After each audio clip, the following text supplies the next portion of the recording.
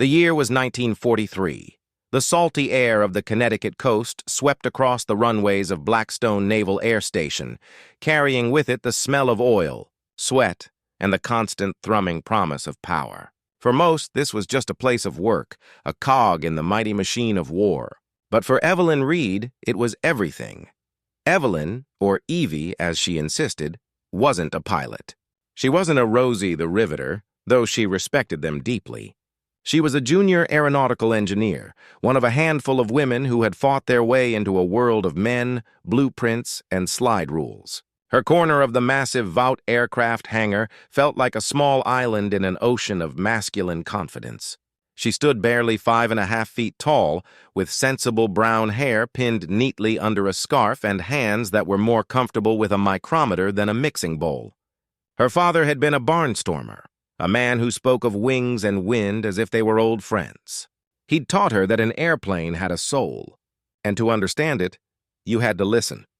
And right now, one airplane was screaming. The F4U Corsair was the reason Blackstone buzzed with a nervous energy that felt like a wire pulled too tight. On paper, it was a miracle. It was the first American fighter to top 400 miles per hour, armed with 6 50-caliber machine guns that could tear a Japanese Zero to ribbons. It had a massive 2,000-horsepower Pratt & Whitney engine that required a distinctive bent-wing design just to give its giant propeller enough clearance from the ground. The pilots who had flown it said the wind rushing over its intakes at high speed made a chilling noise, a sort of high-pitched scream. They had already nicknamed it the Whistling Death, but it was also a killer of American boys. The Corsair was a handful. It was a beautiful, powerful, untamed beast. Its engine produced so much torque that it wanted to flip over on takeoff if the pilot wasn't careful. Its nose was so long that pilots had to S-turn on the taxiway just to see where they were going. And its landing gear, well, its landing gear was a nightmare. The struts were too stiff, and when the plane hit the deck of a carrier, it had a terrifying tendency to bounce high into the air, often missing the arresting wires and sometimes crashing into the barrier. More than a few good men had been hurt trying to tame it. The Navy was getting cold feet, considering passing the plane off to the Marines for land-based operations and sticking with the slower, but much more reliable Grumman Hellcat for their carriers. This is where Evie found her purpose. While the hotshot test pilots saw the Corsair as a wild horse to be broken, Evie saw a patient on an operating table. She spent her days and most of her nights poring over stress test results, hydraulic schematics, and pilot debriefing notes. She saw past the swagger and the complaints. She listened to what the medal was telling her. The lead test pilot at Blackstone was Lieutenant Commander Jack Callahan, a man who wore his nickname, Ace, as comfortably as he wore his leather flight jacket. He was a movie star come to life, tall with a square jaw, an easy grin, and eyes the color of the deep blue sea. He had 2 Japanese kills to his name from his time in the Pacific before being rotated back stateside to help whip the new fighters into shape. He treated the Corsair with a mixture of love and hate, and he treated Evie Reed with an amused indifference that grated on her soul. Morning. "Sweetheart," he'd say, striding past her desk without making eye contact, his mind already on the flight line. "Got the coffee ready?" The other engineers and pilots would chuckle. Evie would just clench her jaw and turn back to her blueprints. She wasn't there to pour coffee. She was there to solve a problem that men like Ace Callahan couldn't. One blustery Tuesday morning, the tension in the hangar was thicker than usual. A new Corsair, fresh from the factory, was being prepped for its first carrier qualification trials. Callahan was scheduled to fly it. He stood with his team of pilots, all leather and confidence, laughing as they went over the flight plan. Evie stood nearby, holding a clipboard, trying to be invisible but needing to observe. "She's a real beauty, isn't she?" one of the younger pilots said, looking at the Corsair's gleaming blue paint. "She's a beauty with a mean streak," Callahan replied, patting the plane's enormous propeller. "You gotta show her who's boss, or she'll throw you off and stomp on you for good measure." He finally noticed Evie. His smile was condescending. "What do you think, Miss Reed? Got any advice from your little charts and graphs for us?" Evie felt a flush of anger, but she kept her voice steady and professional. "I do, Commander. I've been looking at the telemetry from the last few bounce incidents. I think the hydraulic pressure in the main landing gear oleos is fluctuating just before touchdown. It's causing them to stiffen inconsistently. Callahan threw his head back and laughed. It wasn't a kind laugh. Inconsistently? Honey, the only thing inconsistent about this plane is whether it decides to kill you on Tuesday or Friday. Don't you worry your pretty little head about hydraulic pressure. That's what we have mechanics for. You just keep the paperwork in order. He turned his back on her, the dismissal as sharp as a slap. The other pilots shuffled their feet, some looking embarrassed, others smirking. Humiliation burned in Evie's cheeks. She wanted to shout that the mechanics only followed the specs, and the specs were what was wrong. She wanted to tell him that his arrogance was going to get someone killed, but she knew it would be pointless. They saw a woman in a man's world, a secretary with an engineering degree she'd probably gotten as a novelty. She took a deep breath and made a note on her clipboard. Pilot disregarded recommendation to check oleo pressure variance. An hour later, Evie was in the control tower, watching through a pair of powerful binoculars. The deck of the USS Wolverine, a training carrier steaming a few miles offshore, was a small gray postage stamp on the vast blue envelope of the ocean. Callahan's Corsair was a speck in the sky, lining up for its approach. He came in perfectly. His speed was right, his angle was spot on. He was, without a doubt, a magnificent pilot. The speck grew larger, becoming a plane, its bent wings unmistakable. The tailhook was down, ready to snag a wire. The wheels touched the deck, and the plane bounced. It wasn't a huge bounce, not a catastrophic one, but it was enough. The Corsair leapt back into the air, a clumsy, graceless hop that sent it sailing over the arresting wires. Callahan poured on the power, his engine screaming in protest, and managed to pull the plane back into the sky, narrowly avoiding the carrier's island. It was a masterful piece of flying that saved both the plane and his life. He circled around for a land-based landing back at Blackstone. When he finally taxied in, his face was grim. He swung himself out of the cockpit, his swagger gone, replaced by a cold fury. He stormed over to the chief mechanic. "What the hell was that?" he yelled, his voice echoing in the hangar. "I did everything by the book." It felt like I hit a brick wall. Evie walked quietly out of the tower and towards the flight line. She held her clipboard to her chest like a shield. As Callahan continued to rage, she approached her direct supervisor, a portly, balding man named Mr. Harrington. "Sir," she said, her voice quiet but firm, "I believe this validates my concerns about the oleo struts. If we could just run a full diagnostic on the pressure system." Harrington waved a dismissive hand, not even looking at her. He was too busy trying to placate his star pilot. "Not now, Reed. This is a pilot matter. Probably just a hard landing." "But it wasn't," Evie insisted. The approach was perfect. The failure was mechanical. Suddenly, Callahan's anger found a new target. He spun around and pointed a finger at her. "You! You're still talking about that? I'm telling you, it was a hard landing because the plane forces you into one. It has nothing to do with your little scribbles on a piece of paper." "My little scribbles are based on physics, Commander," Evie said, her own anger finally breaking through her composure. "They're based on the stress fractures I'm seeing in the gear housing after every single one of these hard landings. Something is fundamentally wrong with the design. And if we don't listen to the engineering, more pilots are going to get hurt." The hangar fell silent. No one, least of all a junior female engineer, talked to Ace Callahan like that. He stared at her, his blue eyes narrowed. For a moment, he looked less like an ace pilot and more like a cornered animal. But then the arrogance returned. He let out a short, sharp laugh. "You know what I think? I think you should stick to your desk before you get in the way of people who actually know how to win a war." He strode away, leaving Evie standing in a sea of silent, staring men. Mr. Harrington gave her a look that promised a lecture later. She stood her ground, her knuckles white on her clipboard. They didn't believe her. They thought she was a joke. But as she watched them wheel the beautiful, flawed Corsair back into the hangar, she knew she was right. And she knew, with a certainty that chilled her to the bone, that the next bounce might not be so lucky. The whistling death was living up to its name, and she was the only one who seemed to be listening to its warning. The days following Callahan's failed carrier landing were thick with a quiet, stubborn tension. Ace Callahan avoided Evie altogether, treating her as if she were a piece of furniture in the hangar. Mr. Harrington, her boss, had given her a stern talking to about knowing her place and not bothering the pilots with unsubstantiated theories.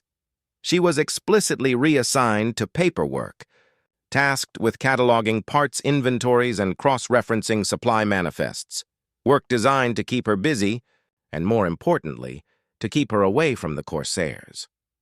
But Evie Reed was not a woman who gave up easily. Her father had once told her, after a particularly bad landing in his old biplane, "The ground is unforgiving, Evie, but the sky always gives you another chance if you're smart enough to take it."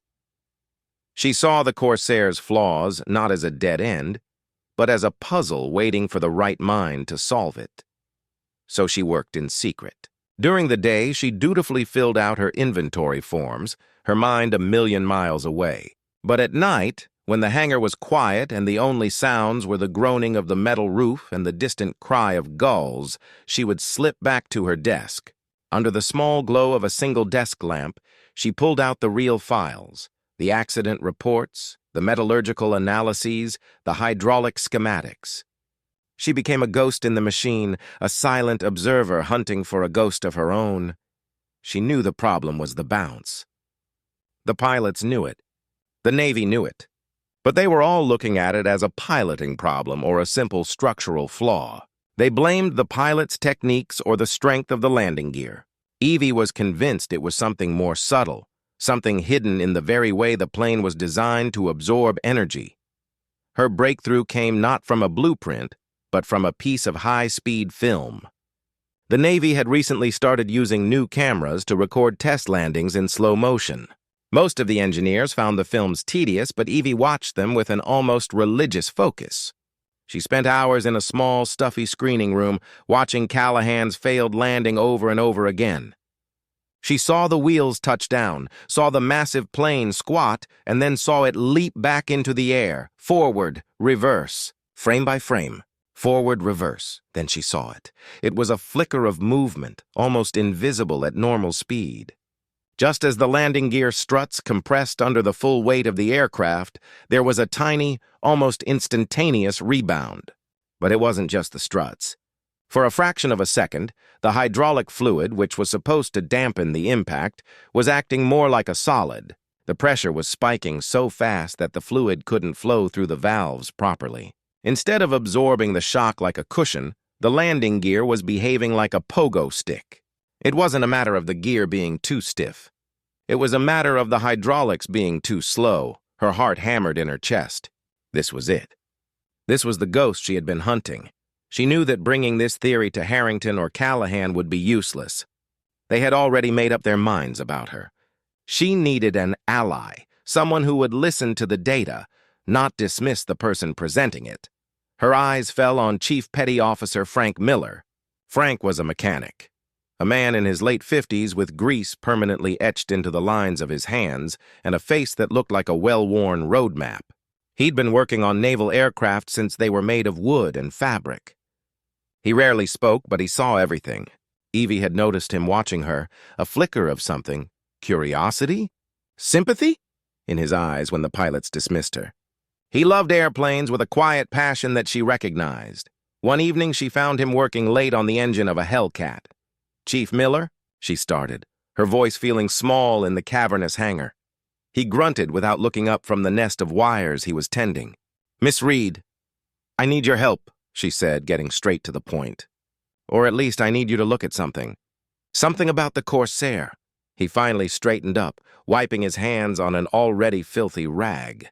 He looked tired. "I heard Mr. Harrington took you off that project. Put you on paper duty." "He did," Evie admitted. "But the problem is still there, and I think I've found it. It's not the pilots and it's not broken parts. It's the hydraulic fluid in the landing gear. It can't handle the pressure spike on impact." Frank stared at her for a long moment, his expression unreadable. She held her breath. If he laughed at her, if he told her to go home and bake cookies, she didn't know what she would do. "Show me," he said at last. For the next 2 hours, in the quiet solitude of the hangar, Evie laid out her case. She showed him the slow-motion film, pointing out the flicker of rebound. She showed him the pressure readings from the telemetry, highlighting the impossibly sharp spike. She drew diagrams on a dusty chalkboard, explaining how the viscosity of the hydraulic fluid might be changing under extreme instantaneous force. Frank listened. Nodding slowly, his eyes narrowed in concentration. He didn't look at her as a woman. He looked at her as a fellow problem solver. He walked over to a dismantled Corsair landing gear assembly that was used for training. He picked up a wrench and pointed to a small valve. "This is the rebound valve," he said, his voice raspy. "It's supposed to control the speed of the decompression. If the fluid ain't getting through that fast enough, the whole strut becomes a solid piston. You get your bounce?" He looked back at her. "The book says the pressure settings are correct." "The book is wrong," Evie said firmly. "The book was written for planes that land 1,000 pounds lighter and 20 miles an hour slower. The Corsair is a whole new animal. We need a different solution. Maybe a wider valve or a different type of fluid." A slow smile spread across Frank's weathered face. "Well, I'll be a pencil pusher who actually understands how things work." He looked around the empty hangar. "Mr. Harrington would have my hide if he knew we were talking about this.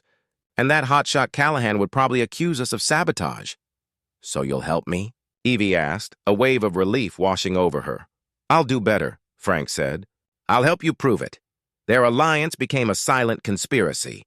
During the day, they did their assigned jobs, but at night they worked on the Corsair. Frank, using his authority as a chief, could requisition parts and access tools without raising suspicion. They couldn't modify an active plane, but they could work on the dismantled training assembly. Following Evie's calculations, Frank carefully widened the aperture on the rebound valve, a modification of only a few thousandths of an inch.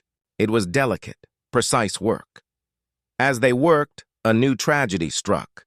Another test pilot, a young ensign fresh out of flight school named Jimmy O'Connell, was practicing carrier landings. He was a good pilot, but he wasn't Ace Callahan. On his third approach, his Corsair bounced hard. He overcorrected, and the plane's wing clipped the carrier's island. The Corsair cartwheeled across the deck in a horrific explosion of fuel and fire. Jimmy O'Connell was killed instantly. A heavy gloom fell over Blackstone Naval Air Station. The Corsair program was immediately suspended. An official inquiry was launched. Mr. Harrington, sweating under the pressure from Washington, was quick to deflect blame. He announced to the inquiry board that the accident was caused by a faulty part from the manufacturer, a classic case of wartime production cutting corners. It was a convenient lie that protected the design team and the pilots. Ace Callahan was shaken. Jimmy had been his protege, a kid he'd taken under his wing. At the accident debriefing, Callahan was quiet, his usual arrogance replaced by a hollow look. Evie watched from the back of the room, her heart aching for the young pilot and his family. But another feeling churned inside her. Cold, hard anger. Harrington was lying. It wasn't a faulty part. It was the bounce. The same bounce that she had warned them about. The same bounce that had almost taken Callahan. Now, it had taken Jimmy O'Connell that night. She found Callahan alone in the hangar, staring at the empty spot where Jimmy's Corsair used to be. "Commander," she said, her voice soft. He looked up, his eyes red-rimmed. He looked older than he had a week ago. "What do you want, Reed?" "I'm sorry about Ensign O'Connell," she said. "I truly am." He just nodded, looking back at the empty space. "It wasn't a faulty part, Commander," she continued, pressing on. "You know it, and I know it. It was the bounce. The same one you experienced." Callahan's head snapped around, his grief turning to anger. "Are you trying to say this was my fault? That I should have supported your little pet theory?" "No," Evie said, standing her ground. "I'm saying it was the plane's fault. A fault in the design that we have been ignoring. Mr. Harrington is blaming a supplier to save his own skin, but that won't save the next pilot who tries to land one of these on a carrier. Jimmy O'Connell didn't die because of a bad rivet. He died because we, the people on the ground, failed him." Her words hung in the air, sharp and true. Callahan stared at her, the anger in his eyes slowly being replaced by something else. Doubt. He had felt that bounce. He had lived through it. He knew, in the place where a pilot's instinct lives, that she was right. But admitting it meant admitting that his own pride and his dismissal of her might have contributed to a young man's death. "We can fix it," Evie said, her voice dropping to a near whisper. "Frank Miller and we've been working on something, a modification to the oleo valve. I think it will work." Callahan looked from her determined face to the massive, silent Corsair parked in the... The death of Jimmy O'Connell sent a shockwave through the base, and the official inquiry became the focal point of everyone's anxiety.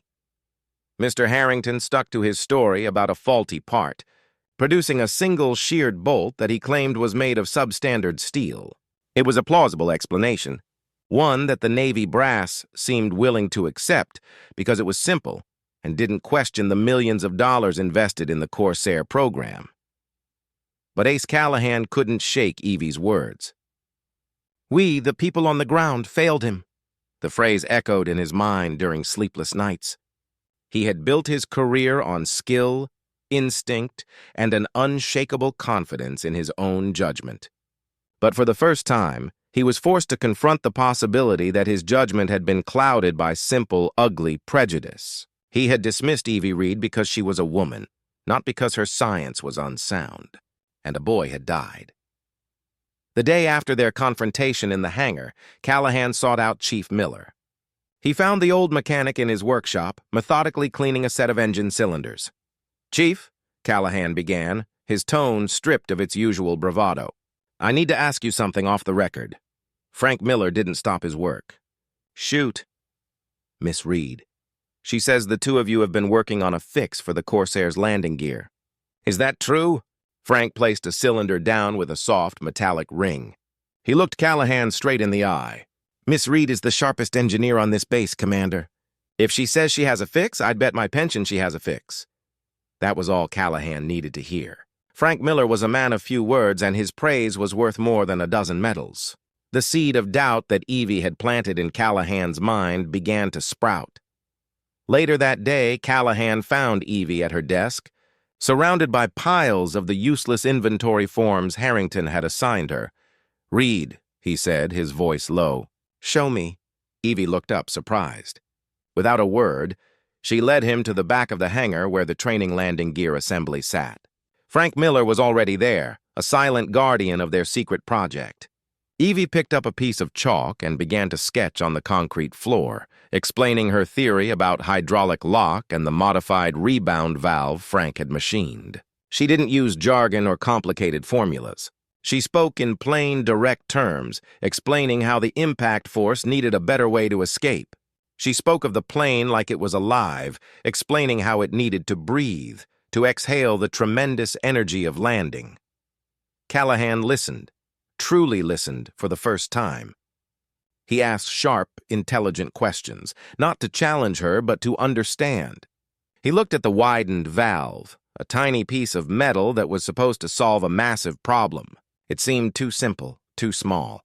But aviation was a world of small things making big differences. "It makes sense," he admitted, his voice grudging. "But a theory on a workshop floor is one thing. Proving it in the air is another." "I know," Evie said. "That's why I need a pilot."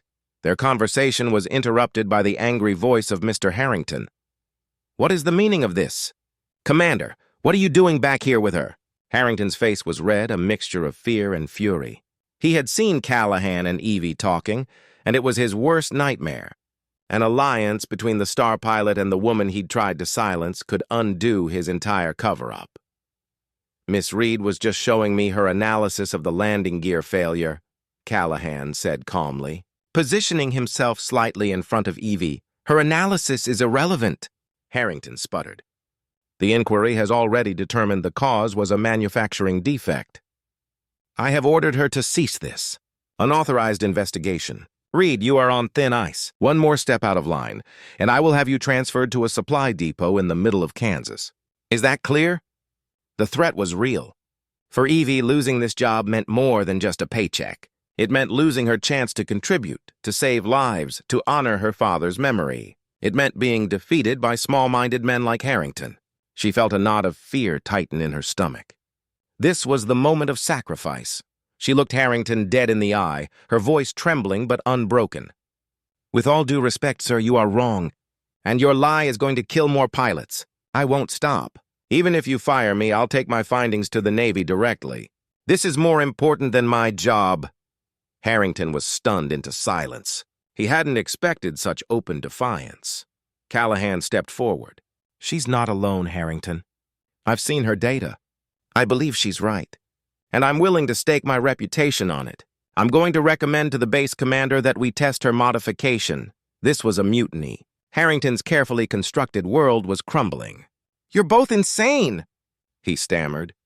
"You'll be ruined. The program is suspended. No one is flying any Corsairs. Then we'll have to convince the commander to make an exception," Callahan said, his voice as cold as steel. The meeting with the base commander, Captain Richards, was a tense affair. Richards was a career Navy man, pragmatic and burdened by the weight of command. He sat behind his large oak desk, listening as Harrington presented his case about the faulty bolt, followed by Evie and Callahan presenting their counter-theory. "Captain," Harrington argued, "this is reckless. Miss Reed is a junior engineer with a history of insubordination. Commander Callahan is letting his grief over Ensign O'Connell cloud his judgment. We should trust the official inquiry." Captain Richards steepled his fingers, his gaze fixed on Evie. "Miss Reed, you understand the risk you're asking me to take? If you're wrong and something happens during a test flight, it will be the end of the F4U Corsair. It might be the end of my career, and it will certainly be the end of yours." "I understand, sir," Evie said, her heart pounding. "But the bigger risk is doing nothing. The risk is sending these planes to the Pacific with a fatal flaw. I have checked my calculations a dozen times. Chief Miller, the best mechanic on this base, has checked the modification. And Commander Callahan, the best pilot on this base, is willing to fly it. It's a calculated risk, sir. But war is all about calculated risks." Her quiet confidence seemed to sway him more than any of Callahan's impassioned arguments. He saw not a hysterical woman, as Harrington had painted her, but a dedicated, serious engineer who believed in her work. He was silent for a full minute. The ticking of the clock on the wall sounded like hammer blows. "All right," he said finally, his voice heavy. "One flight. We will use Corsair number 7, the one Callahan flew during the first failed test. Chief Miller will personally oversee the installation of the modified valve. The flight will be tomorrow at 800. It will be a simulated carrier landing on the main runway. We'll have the fire crews on full alert." He looked at Harrington. "Mr. Harrington, you will be there to observe, and you will keep your opinions to yourself until the test is concluded." Then he looked at Callahan and Evie. "May God have mercy on all of us if you're wrong." The mood in the hangar the next morning was electric. Word had spread. Everyone, pilots, mechanics, engineers, knew this wasn't just a test flight. It was a showdown. The future of the Navy's most powerful fighter rested on a few thousandths of an inch of metal and the theory of a woman most of them had written off.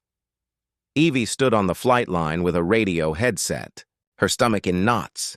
Frank had worked through the night, triple-checking every connection on the landing gear. He gave her a single, reassuring nod as the Corsair's engine roared to life. Callahan's voice crackled in her ear, surprisingly calm. "All right, Evie, let's see what your little bird can do." He called her Evie. She watched as the Corsair thundered down the runway and climbed into the crisp morning sky. For the next 20 minutes, Callahan put the plane through its paces, testing its performance. Everything was normal. Then came the moment of truth. "Coming in for the simulated landing," Callahan's voice said, a touch of tension creeping in. "Following the new procedure you recommended. A little more nose up, a little less speed. It feels wrong." "Trust the physics, Ace," Evie found herself saying, her voice steadier than she felt. "The new valve needs a softer initial impact to work properly." The whole base seemed to hold its collective breath as the Corsair descended. It looked big and clumsy as it approached the runway, its landing gear down, its tailhook retracted. Callahan was fighting every instinct he had, instincts that told him to come in faster and harder to pin the plane to the ground. He had to unlearn his old habits and put his life in the hands of a woman and her chalkboard drawings. The plane grew larger and larger. The wheels hovered just a few feet above the asphalt. Then, with a gentle puff of smoke from the tires, it touched down. The plane squatted, the landing gear compressed. Evie held her breath, her eyes glued to the struts. For a heart-stopping second, it looked like it was about to leap back into the air, just as it always did, but it didn't. The Corsair stayed planted, firmly on the ground. The modified valves did their job, bleeding off the massive energy of the impact smoothly and efficiently. The plane rolled down the runway, straight and true, and slowed to a stop. A stunned silence fell over the flight line, and then it was broken by a single person clapping. Then another and another until the entire hangar crew erupted in cheers. Callahan's voice came over the radio, and for the first time, Evie heard pure, unadulterated awe in it. "Well, I'll be damned," he said. It worked, Evie. It actually worked. Evie felt tears welling in her eyes, tears of relief, of... The successful test flight of Corsair No. 7 sent a seismic shock through the chain of command at Blackstone. It was undeniable. The plane hadn't just landed. It had settled onto the runway with a stability no one had ever seen from an F4U. The bounce was gone. Captain Richards immediately ordered 2 more test flights with different pilots, and both yielded the same result: perfect, stable landings. Evie Reed's theory was no longer a theory. It was a fact. Mr. Harrington was swiftly and quietly removed from his position as head of engineering. The official reason given was health concerns, but everyone on the base knew the truth. His attempt to cover up a design flaw with a lie about a faulty part was an unforgivable breach of trust.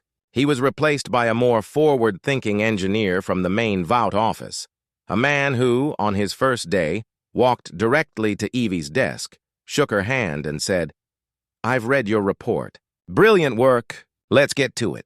Evie was no longer an outsider. She was promoted and put in charge of a special team tasked with retrofitting the entire fleet of Corsairs with the new hydraulic valve and developing a new landing training manual for pilots. Her desk was moved from its isolated corner to a central spot in the engineering bay. Mechanics and pilots, the same men who had once smirked when she walked by, now stopped to ask her questions. They called her Doc or Professor, titles of respect earned not with rank but with results. The biggest change, however, was in Ace Callahan. The wall of arrogance he had built around himself had crumbled, replaced by a deep, quiet respect. He became Evie's partner in the project. He flew countless hours testing her refinements, providing the pilot's perspective that was crucial to perfecting the new system. They developed an easy rapport, a language of trust built on shared risk and mutual admiration. "You know," he said to her one afternoon as they sat on a crate by the runway, watching a newly modified Corsair practice landings, "for a person who doesn't fly, you understand an airplane better than anyone I've ever met." "My father used to say you don't need to be a horse to understand how a horseshoe works," Evie replied with a small smile. "You just have to be willing to listen when it tells you where it pinches." Callahan nodded, looking out at the horizon. Jimmy O'Connell? He would have loved to fly this plane. The way it is now, stable, predictable. He paused, the grief still a shadow in his eyes. "Thank you, Evie, for not giving up. You didn't just fix the plane. You honored the men we lost to it." The work was grueling but rewarding. For months, Blackstone was a hive of activity. Every Corsair that rolled off the production line was fitted with Evie's valve. A backlog of planes waiting for deployment was retrofitted. Pilots were retrained, learning the new, gentler landing technique that felt counterintuitive but produced perfect results every time. The F4U Corsair was finally truly ready for the fleet. It was ready for carrier duty. The first squadrons of the new Corsairs were shipped to the Pacific in late 1943. An anxious quiet descended on Evie's team. They had done everything they could. They had tamed the beast in a controlled environment. Now it was being released into the wild, into the brutal reality of combat against the formidable Japanese Mitsubishi A6M-0. The Zero was a legend in its own right. It was incredibly agile, able to turn on a dime and outmaneuver almost any American plane. Its pilots were experienced, disciplined, and fighting to defend their homeland. In the early days of the war, the Zero had been the undisputed king of the skies. American pilots had learned the hard way that getting into a turning dogfight with a Zero was a death sentence. The Corsair, however, was a different kind of fighter. It wasn't built to outturn the Zero, it was built to overwhelm it. Evie's father had also taught her that every plane had its strengths and weaknesses. The Zero was nimble but fragile. It had very little armor to protect the pilot or its fuel tanks, all in the name of saving weight to improve its agility. The Corsair was the opposite. It was a heavyweight bruiser built around the most powerful engine in the sky. It was heavily armed and could take a tremendous amount of punishment. Its greatest strength was its speed, especially in a dive. The Corsair could hit speeds the Zero's airframe couldn't handle. The strategy American pilots developed was called boom and zoom. They would use their superior horsepower to climb high above the Zeros, then dive down at incredible speeds, unleash a devastating volley from their 6 machine guns, and then use their momentum to climb back up to safety, leaving the Zeros unable to follow. This strategy was sound, but it required pilots to have total confidence in their machines. With the old landing gear problems, that confidence had been shaky. Now, with the fix in place, the pilots could focus solely on the fight, knowing they had a safe, reliable plane to bring them home to their carrier. The first reports began to trickle back in the form of classified after-action summaries. At first, they were just numbers on a page. VF-17 Squadron engages enemy fighters over Rabaul. Result: 12 enemy aircraft destroyed, 1 F4U lost, non-combat mechanical failure. VMF-214 Squadron intercepts bomber formation. Result: 8 bombers and 6 escorting Zeros destroyed. No F4U losses. The numbers were astonishing. The kill ratios were unlike anything the Navy had seen. The Corsair wasn't just holding its own, it was dominating. Then came the letters and pilot debriefings, filled with the raw, emotional reality of combat. They were forwarded to the engineering team at Blackstone, a testament to their work. Evie and her team would gather around and read them aloud. One letter, from a young pilot in the Solomon Islands, stood out. We saw them coming, a whole swarm of them, looking like angry gnats against the sun. There were maybe 20 Zeros and only 8 of us. A year ago, that would have been a death sentence. But we climbed right over them. They tried to follow, but they just couldn't keep up. We dove on them out of the sun. You can't imagine the sound this thing makes when it's in a dive. It screams. It's the most terrifying, beautiful sound in the world. The Zeros seemed to just fall apart. We made 3 passes, and by the end of it, their formation was shattered. We took out 14 of them and came home without a scratch on our paint. Landing on the carrier was as smooth as silk. The deck crew calls us the Angels of Okinawa. They say we're untouchable. Another report contained a translated interrogation of a captured Japanese pilot, one of the few who had survived an encounter with a Corsair squadron. The man was a veteran ace with over 20 victories. We did not know what it was, the pilot was quoted as saying. It made a strange whistling sound. We would be in a climb, and suddenly it would appear from above, moving faster than anything we have ever seen. It was not like the other American planes. It was not graceful. It was a monster. It ignored our bullets.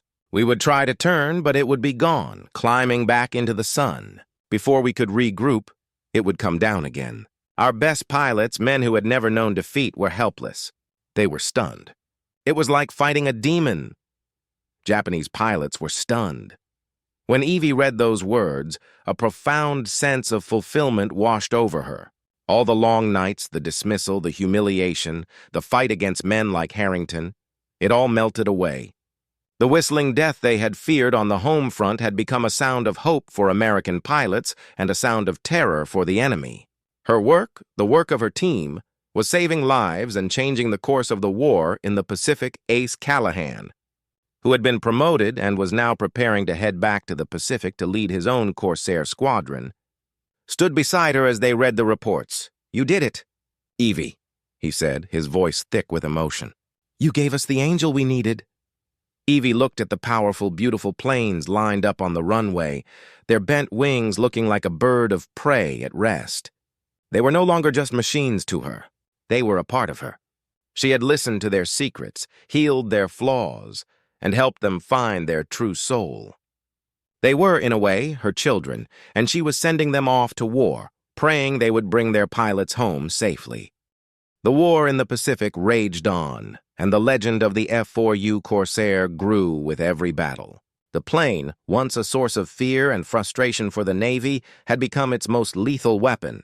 The final kill ratio for the Corsair would end up being more than 11-1, one of the most successful records of any fighter plane in history. At Blackstone Naval Air Station, Evie Reed and her team continued their work, constantly refining and improving the aircraft, but the fundamental problem had been solved.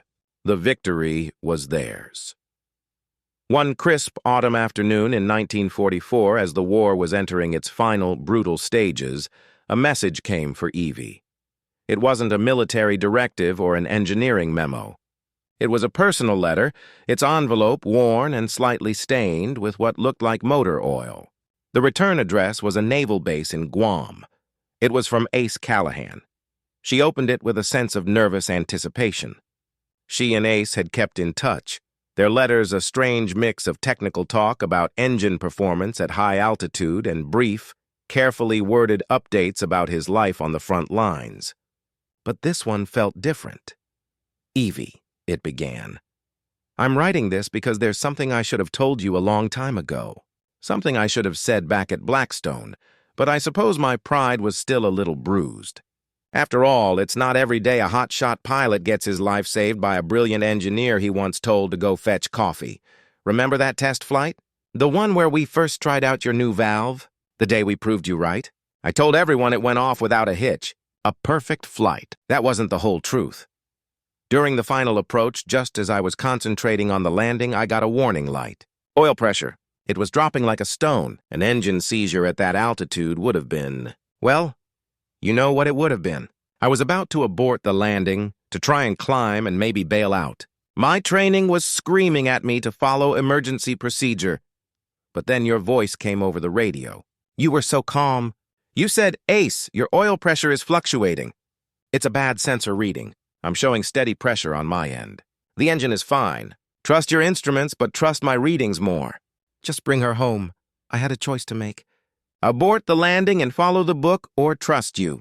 A minute before, I was trusting you with the landing gear. Now, I had to trust you with the engine, with my life. I don't know why, but I did. I ignored the flashing red light, held my course, and landed the plane.